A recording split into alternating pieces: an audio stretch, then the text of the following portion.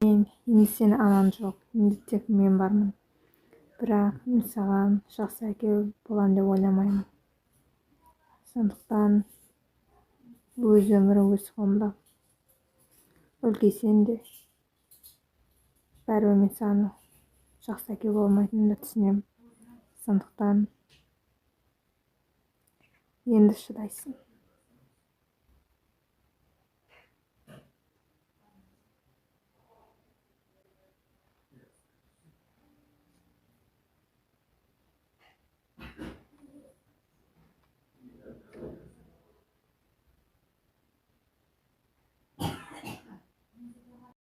Мінекей мен осы суретімді салып бітірдім. Енді әкеме барып көрсетейінші.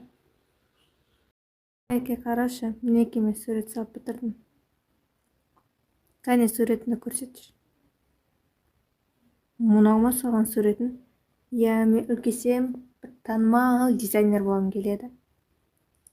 Сен дизайнер? Тоқта Айлин, осы жерден бәрін ұмыт. Дизайнерлік саған арналған емес. Неге мен мына суреттен көріп тұрмын бәрін. Бұл жерде сенде өте көп қателік, содан кейін сен құрдан босқа өз ақысыңды кетіріп жатырсың. Одан да сен бар да шық ана жұмысқа. Сол кезде ақша табасың, мүмкін байып кетесің. Осындай бір түкке тұрғысыз уақытты құртатын заттарыңды доғар.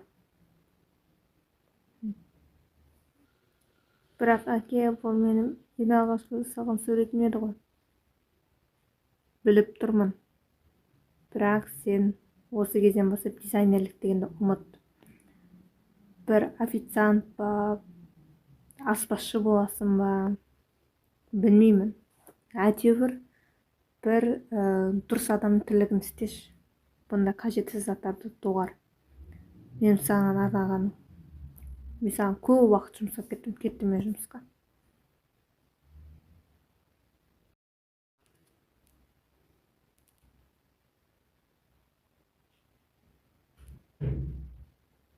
Тым жақсы сурет сияқты ғой. Мен бұны көп уақыт салдым. Әкем ұнайтын шығар деп ойладым. Бірақ ол мүлде бағаламайды.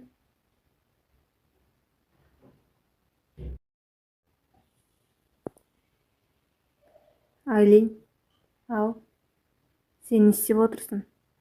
Мен сабақ оқып отырмын. Сабақ? Білесің бе, сен мен жасты қыздардың бәрі қазір жұмысқа шығып жатыр. Сабағыңды қой да жұмысқа шық. Әкел бер ана дәптеріңді.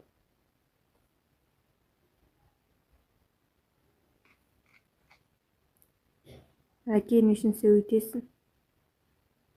Не үшін дегенде қазір бізде ақша мүлдем аз болып кетті. Ал сен отырсың екі парақты ақтарып. Бұдан не пайда саған? Мен өзімнің арманым бар, мен дизайнер болғым келеді. Дизайнер дегенді ұмыт деп мен саған неше жылдан бері айтып келе жатырмын. Мына кітаптардың бәрін ақша алғансың сен. Жоқ, бұны мен ақша алмағам. Ақшаға не саған тегін кітап бар ма? Құрт мынаның бәрін сатасың ба, білмеймін. Өртейсің ба? Ерте жұмысқа шығасың. Кейін ақша тауып әкелесің маған. Мен сені бағам деп шаршап кеттім.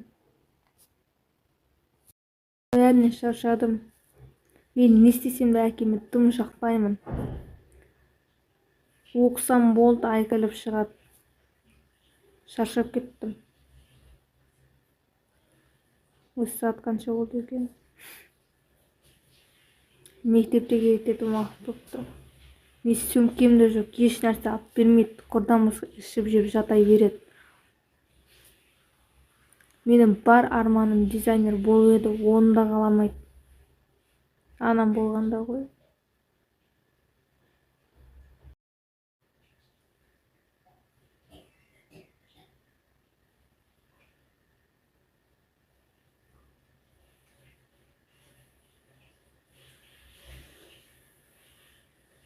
Ей, қыз, сен тоқташы.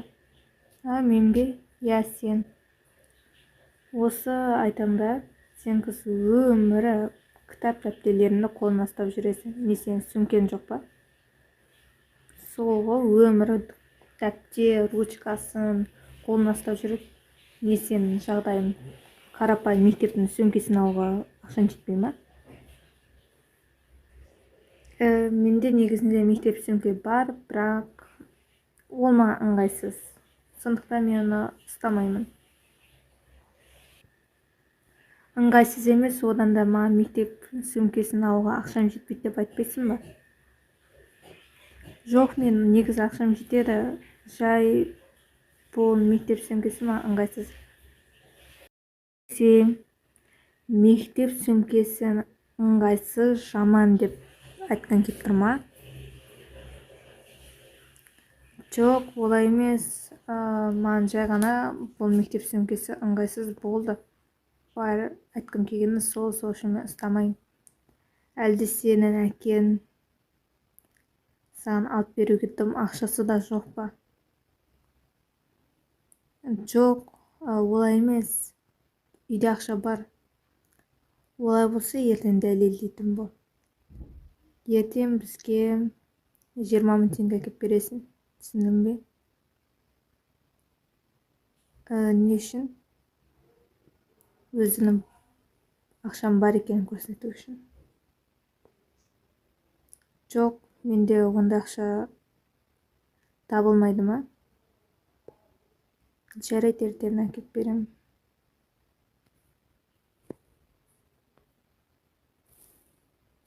Мен мектепке келсем де тыныштық жоқ. Енді маған 20 мың теңге тауып кел дейді. Бірақ мен қайдан табамын? Мен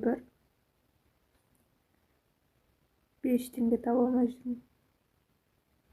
Енді 20 мыңды қайдан алсам болады екен? Енді даяшы болудан басқа амалым қалмады.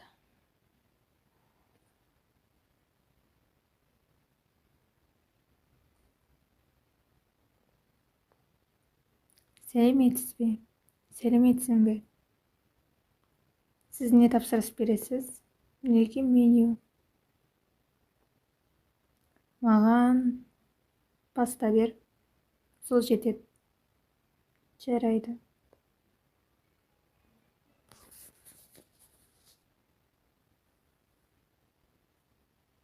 Неге тапсырысыңыз? Рахмет.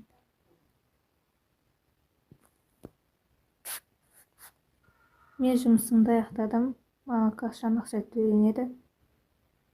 Сенің ақшаңды келесі айда беретін болдым. Қазір тапсырыстар өте аз түсіп жатыр. Содан кейін сенің ақшаңды төлеуге біздің қазір жағдайымыз көтермейді. Қалай сонда? Енді сол ақшаңды келесі айда қосып аласың. Болды, кете берсем болады. Бірақ осы айдікі мен осы айда алуым керек еді. Әйтпесе менің жағдайым ауыр болып тұр. Ешкімнің жағдайы оңып тұрған жоқ. Сондықтан келесі айда береміз дедік пе? Береміз.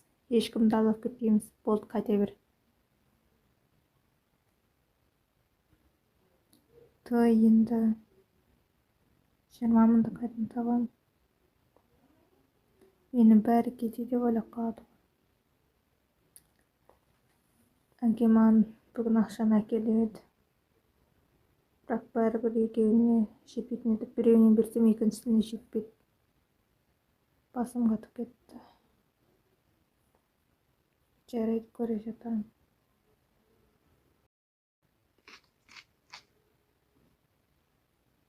Әке, мен келдім.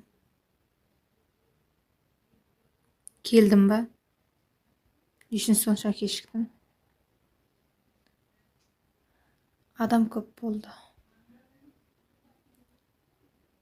Түсінікті. Ақша қайда? Ақша келесі айда осы аймен қосып төлейміз деген. Не, сен солардың сөзіне сеніп қалдың ба? Жоқ, мен неше рет осы бүгін алғым келіп еді. Бірақ олар адам аз, кейін тапсырыс аз түседі. Бірақ күнде тапсырыс үздіксіз түсіп жатыр. Адам өте көп дедің сен. енді ғана келіп тұрсың. Олар өтірік алдап тұр ғой. Мүмкін ерте маған ақшаны әкелетін бол. Бірақ олар келесі айға қосып төлемейміз деді ғой. Маған бәрібір ертең әкелетін бол. Қалай сөйлесесің, мені қызықтырмайды. Ертең әкелесің. Түсіндің бе? Жарайды. Ертең қалай болмасын, сол ақшаны алғым келді. О, жоқ, менің қызым қайда кетті? Апай, сізге не болды? Мен қызымды жоғалтып алдым. Қазір мен көмектесейін.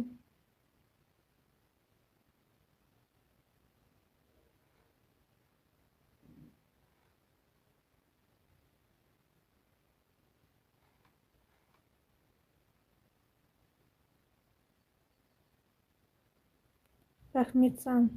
Оқасы жоқ. Сенің сөмкең жоқ сияқты ғой.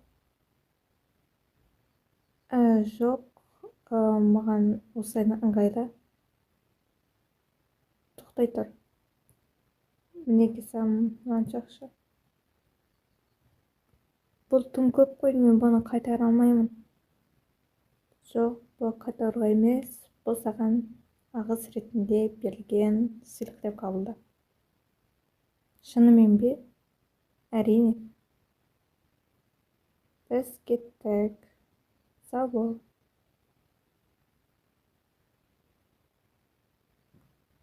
Шынымен мынанша ақша ұстап тұрмын ба?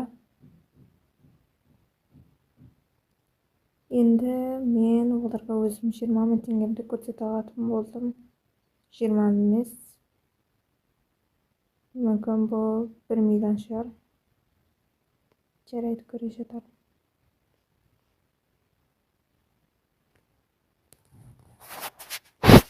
Ей қыз, тоқта. Не oldu? 20 мың теңге қайда? Міне 20 мың теңге. Сенде шынымен де ақша бар екен ғой? Әрине, менде ақша бар. Олай болса, әкел мына ақшаны. Бара берсек болады. Не? Сен үшін мен ақшаны тартып аласың? Ертең маған 30 мың теңге әкелесің. Жоқ, мен әкелмеймін. Мен саған не деп тұрмын, сен әкелесің дедім бе, әкелесің. Я, әйтпесе, өзің білесің не болатын. Қайтар менің 20 мың теңгемді. Қайтармаймын, бұл енді менікі. Қыздар, не болып жатыр мына жерде? Ағай, мына қыз менің 20 мың теңгемді алып қойды. Не үшін сен осынша ақша әкелесің? Себебі бұл менің ақшам, ол мені ұрлап алған. Жоқ, өтірікші, бұл менің ақшам. Қазір камерадан көріп тексеріп келемін. Осы жерде тұрыңдар, егер ұрыссаңдар, екеуіне де бұл ақша жоқ.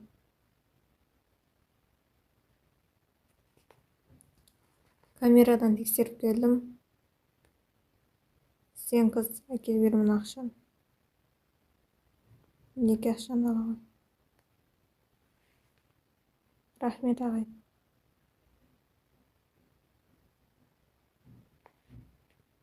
Келесіде мен сені аямаймын. Я, сенмен қосыламын. Кеттік.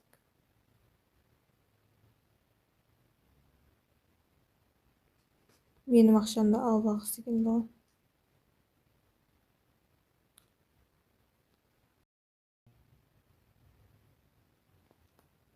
Енді әдемі шыққан сияқты. Егер осы киімді шынымен өмірде жасайтын болсам, міндетті түрде дизайнер болатын сияқтымын.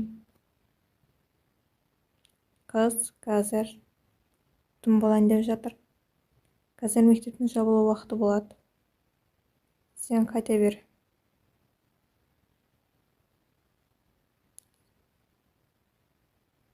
Не?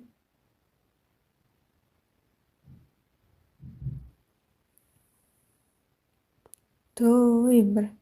Осы бір жұмысымды бітіре салайын деген. Осындай кезде мектеп жабылып қалады екен. Заттарымды жинастырып кетейін.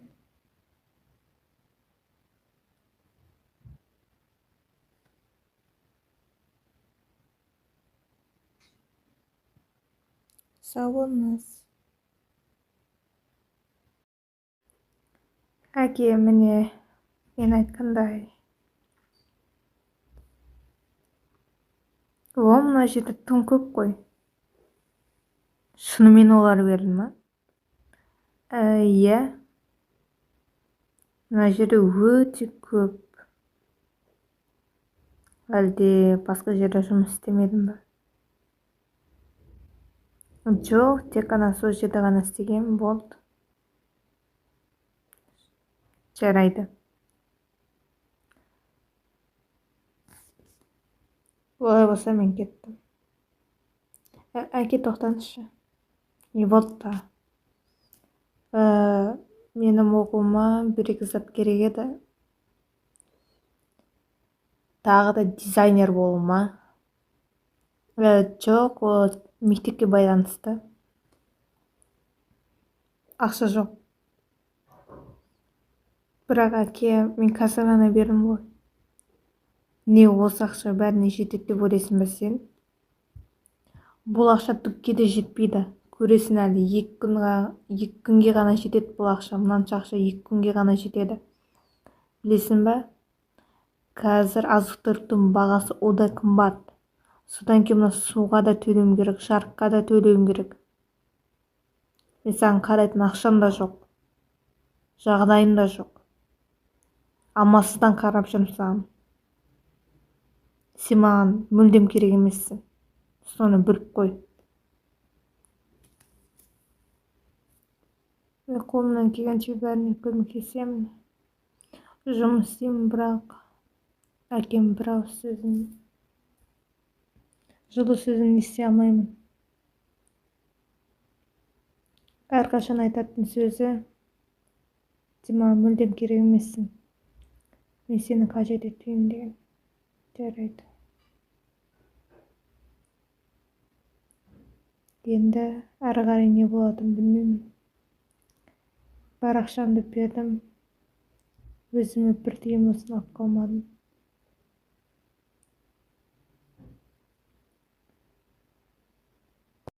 Бүгінгі сабағымызды бастайық. Айтпақшыдай, шамамен бір аптадан кейін бізде жас дизайнерлер атты байқау болады.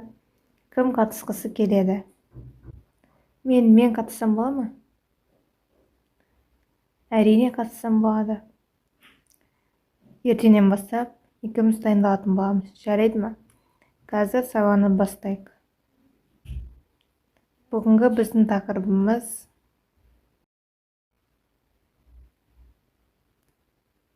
апай, тоқтай тұрыңызшы, мінекей, эскиздерімді көріңізші. Қанекей, көрейін. Вау, неткен әдемі, тамаша эскиздер. Бұны міндетті түрде жасау керек. Шынымен бе? Әрине. Қазір сенің қолың бос па? Иә, менің қолым бос. Олай болса, осыны жасауға кірісейік. Сіз шынымен айтып тұрсыз ба? Әрине. Кеттік. Осыларды алып жүр. Бұл шынымен сіздің жұмыс орныңыз ба? Әрине. Осылардың бәрі мен кезінде тоққан едім. Қандай күшті. Қанекей, жұмысымызды бастайық. Мінекей. Осы арқылы біз көйлегімізді тігетін боламыз. Вау. Бұл шынымен бе? Әрине. Ендеше жұмысымызды бастайық. Саған көмек керек пе? Әлде өзің бәрін істейсің бе? Өзім бәрін істеймін. Жарайды, мен көрші бөлмеде боламын. Мәссаған, бұның бәрі шынайы ма? Қандай күшті. Жарайды, жұмысқа кірісейін. Так, мен эскиздерім қайда? Ең бірінші маған мата керек. Мінекей мата бар екен.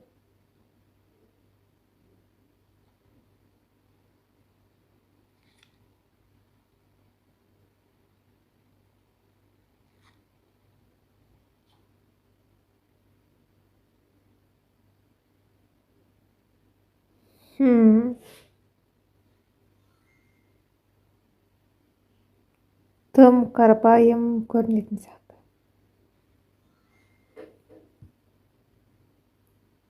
Бұл менің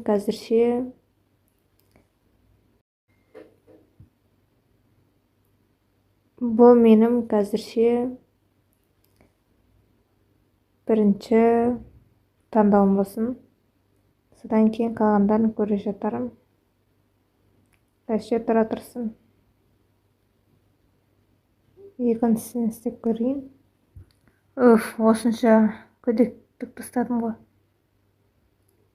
Мынау қарапайым сияқты, мынау да. Мынау бағанаға. Шаршап кеттім.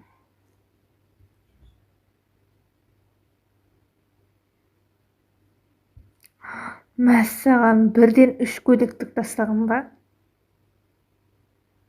Бар болғаны 3 сағатта ма? Мәссаған, қандай әдемі киімдер.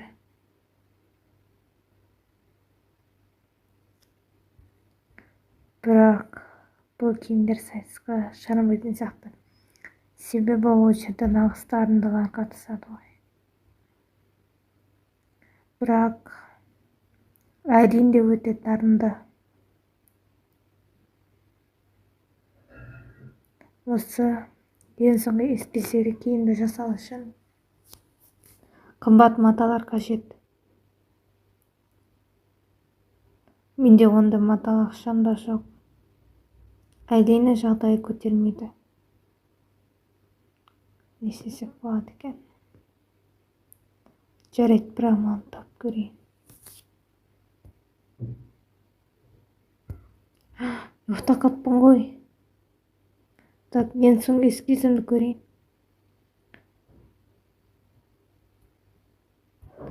Осы эскизді бұрыннан бері салып келе жатыр едім. Бірақ бұл көйлекке өте қымбат мата керек қой. Бізде қазір ондай мата қаражатта жоқ. Уақыт шектеулі.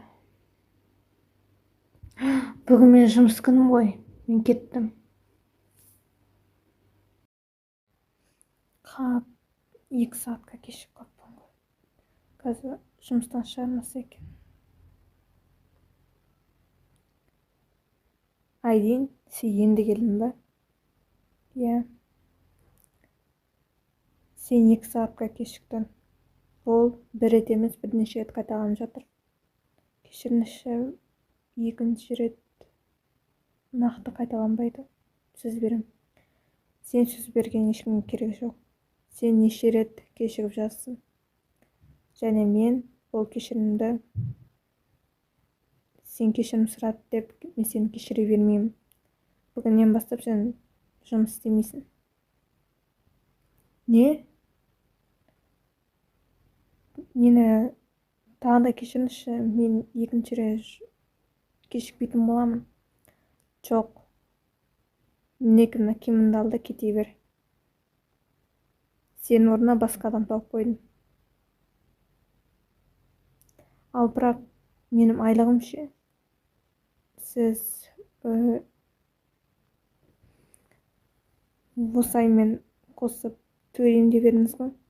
Сен айлық туралы мүлде ұмыт. Сен кешігіп келеді екенсің. Содан кейін мен саған не үшін айлық төлеуім керек? Бірақ мен кешіксем де түнге дейін істеймін ғой. Бәрі даяшының міндеті сондай. Айлығыңды ұмыт. Болды, кет дедім ба, кет. Мен саған уақытым жоқ.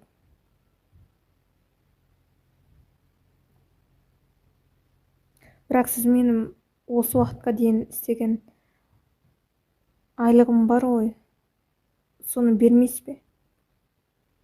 Мен саған неше рет айттым, оны ұмыт дедім.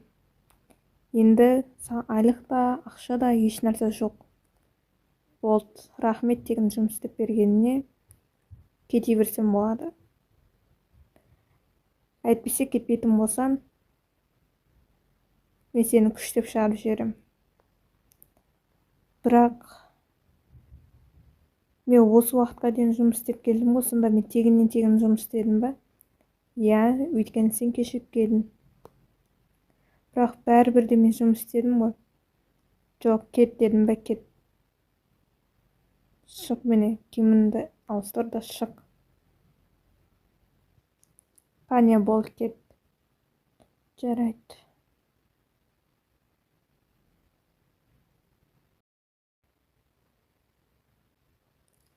Сонда әкем кеше берген сонша ақшаға алғаны осы ма?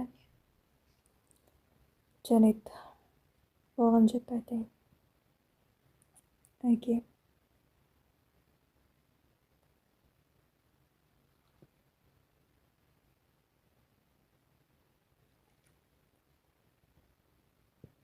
Тағы не керек саған? Әке мені жұмыстан шығарып жіберді. Не? Не үшін сені жұмыстан шығарады? Жүрмін. Мен жұмысқа бір-екі рет кешігіп келгенмін. Содан кейін менің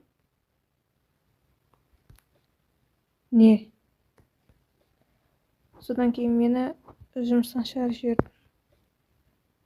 Сені жұмыстан шығарып жіберді, өзің кінәлісің, болашақтарын жина да кет қазір. Шыдамында шегі бар. Мен сені неше жылдан бері бағып келе жатырмын, ал сен өмірі бір нәрсені оңдырмайсың. Мені төсегіңді ал. Керек жоқ маған сен дегіз. Кет бол тез. Кет. Бар ақшаға 2 түйір қаламмен қағазда отырасың. Дизайнер боламын деп. Кет қане бұл үйден. Әке, кешіріңізші. Қалай сені мен кешірем? Бол тез кет.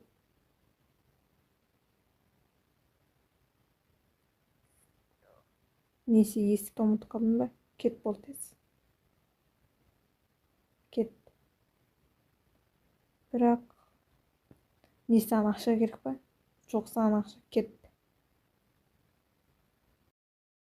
Той мен жаңадан бір ең соңғы үлгідегі киімді тіге алмайтын болдым ғой. Оған қымбат мата керек. Бірақ оны алайын десем ақша да жоқ. Енді әкем мені үйді қуып жіберді. Енді қайда жатам?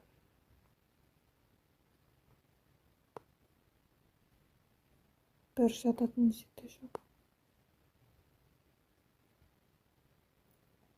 Не үшін мен тағдырым осындай ауыр болды екен? Қарнымды ашты. Жарайды, көре жатамын. Айдин, тұр. Айдин, аманбысың? Иә. Сен үшін далада отырсың? Енді әкем үйден қуып жіберді. Қуып? Не үшін сені қуып жіберді? Мені жұмыстан шығарып жіберді. Мен кешігіп келе бердім. Және айлығымды да бермеді. Жаман болған екен. Жүр менің үйіме. Мына төсегімді таста. Жаңа төсек берем. Жүр. Келін жатына жүр.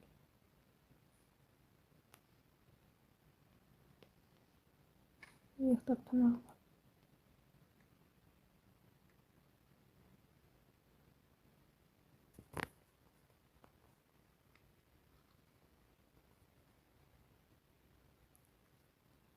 Жастар сайысының басталуына шамамен 3 күн уақыт. Енді матаны қайдан тапсам болады?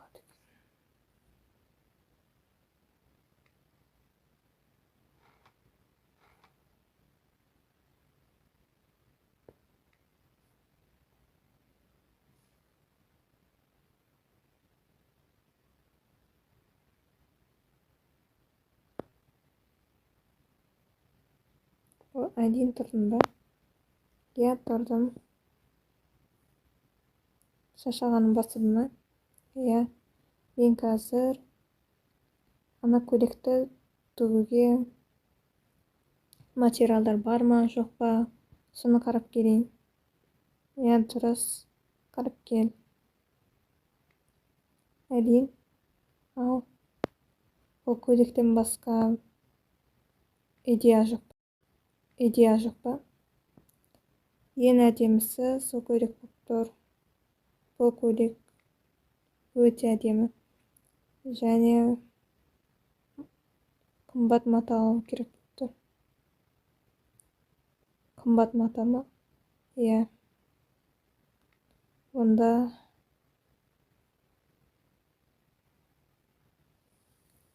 жоқ, сіз алаңдамаңыз. Мен өзім өз қолымнан бір бәле істерім. Жарайды, олай мен саған сендім. Иә, мен кеттім. Менде қазір осы 3 киім дайын. Біріншісін киіп көрейін.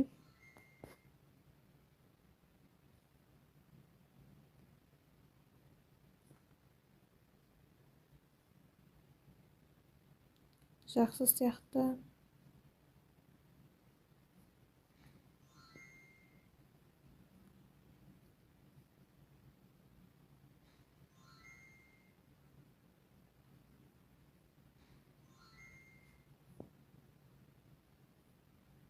Енді тағы да бір көйлек тігу керек. Мынама да жақсы келетін сияқты. Болады екен. Иә. Сен бәріне дайындалдың ба? Иә, бәрін дайындап үлгердім. Жарайды. Ертең басты жүлдені сен аласың деп ойлаймын. Иә. Мен де солай ойлаймын. Олай болса ертеңгі сайысқа дайындалайық. Заттарымызды жинай берейік. Жарайды.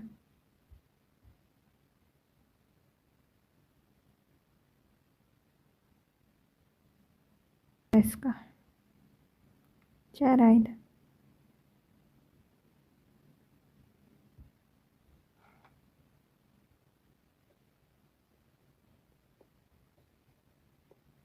Мен мына затын қалып кетті ғой. Әдейін қара. Мынаған қара, біз саған күшті нәрсе көрсетеміз. Мынау ғой. Бұның ішінде сенің киімдерің бар ма? Иә. Енді осы киімдермен қоштасай бер.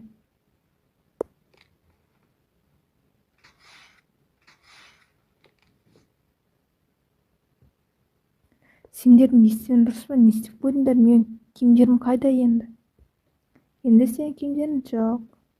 Сау бол. Біз кеттік. Өзіміздің киімімізді көрсетуге.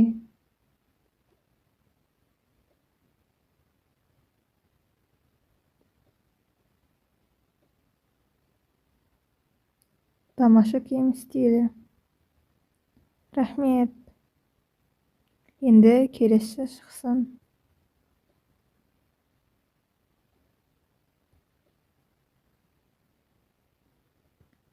Вау, бұл өте керемет. Бұндай киім үлгісін енді көріп тұрмын. Сіздерге ұнағанына қуаныштымын. Осымен болды ма? Болған сияқты ғой. Енді орындарды бере берсек болады. Жоқ, тоқтаңыздар. Менің бір оқушым бар. Оқушымыз шықпай жатыр ғой. Иә, осынша уақыт өтті. Күте тұрыңыздар, ол қазір шығады. Айтамын да осы әдейі Енді шықпайды ау. Иә, оны киетін киімі де қалмады ғой.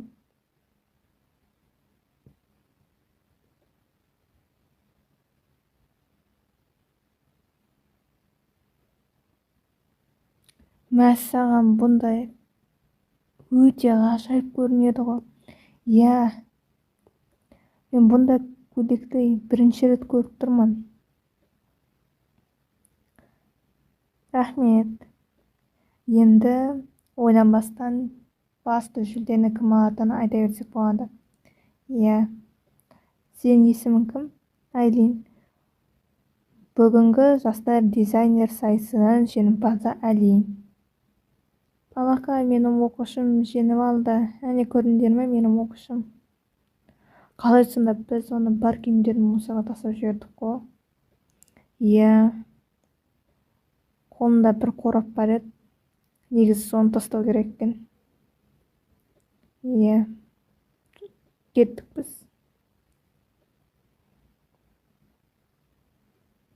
Мінекей, Айлин, қара, мына жерде қағаздар бар. Осы қағаздар сенің болашақ дизайнер болатынына кепілдік беретін қағаздар. Яғни бұл саған келесі үлкен сайысқа жолдама десек те болады. Әрине. Енді болашақта біз сені бір үлкен дизайнерлердің қатарынан көргіміз келеді. Бұл сөзіме толық қосыламын. Қарашым, мен осы дизайнердің фанатымын. Неге? Иә, мен де осы дизайнердің фанатымын. Мен осы киімді осы дизайнердің үлгісінен алғанмын. Иә, мен де. Вау, мен сенің осы коллекцияны көріп едім. Иә, мен де көргенмін.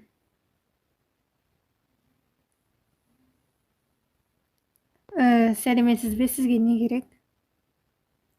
Мына суретті көрсетесіңдер ме?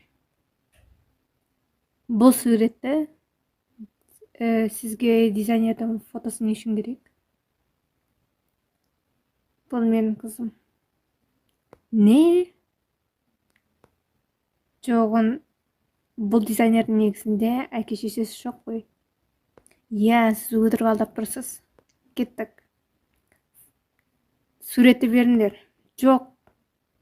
Суретті беріңдер деймін. Алыңызшы ме? Қаштық. Қызым, көп жылдар өтті. Сен үлкен қыз болып өсіпсің. Ал мен болсам, енді мен баспанам да жоқ, ақшам да жоқ, не жұмысым да жоқ. Бір сен осы, бір суретің қалды менде. Сені ананың суреті бар еді. Қазір ол да жоқ.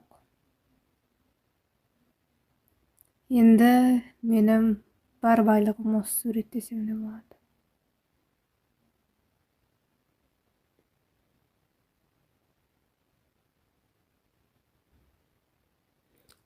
Қызым, тоқташы. Қызым, бұл мен ғой, сенің әкең. Менің әкем дейсіз, бірақ менің әке-шешем жоқ қой. Сіз менің әкем емессіз. Жоқ, бұл мен сенің әкеммін. Қарашы, маған жақсылап, мен таныдым ба? Енді таныған сияқтымын. Сізге не керек? Осынша жыл болды ғой.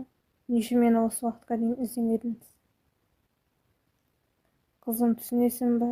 Мен сені іздеуге мүмкіндігім де болмады. Иә, сіздің мүмкіндігіңіз де болмады, ақшаңыз да болмады.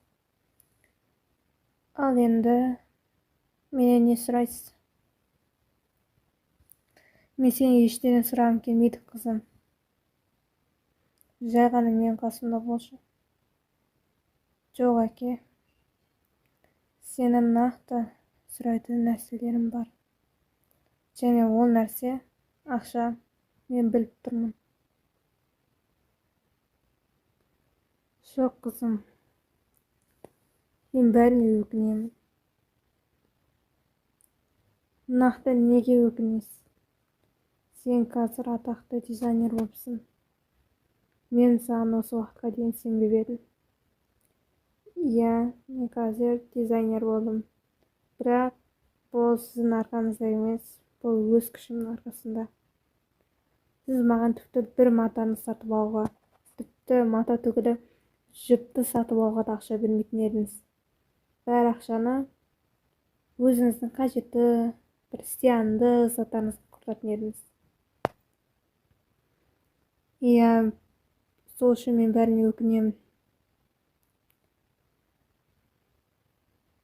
Менің сізге арнайтын уақытым да жоқ. Сау болыңыз. Тоқташы. Жоқ, мен кетуім керек.